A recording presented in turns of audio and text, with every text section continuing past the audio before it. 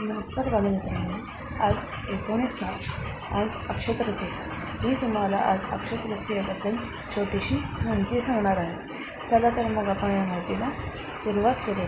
अक्षय तृतीया ही 3.5 मुहूर्तांपैकी एक मुहूर्त आहे.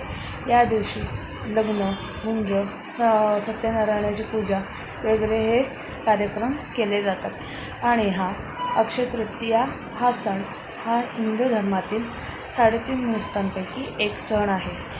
अत्यंत महत्त्वाचा दिवस मानला जातो आणि तो वैशाख महिन्याच्या शुक्ल पक्षातील तृतीयेला साजरा केला जातो.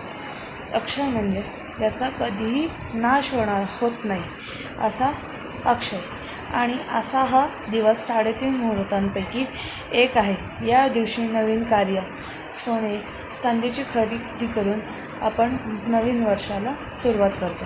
या दिवशी भगवान परशुरामांचा जन्मदिवससुद्धा आहे. या दिवशी महर्षी व्यासांनी महाभारताची सुरुवात केली, त्याची रचना केली. या दिवशी मातीचे मडके, भांडी, जव किंवा श्रीयंत्राची खरेदीसुद्धा केली जाते.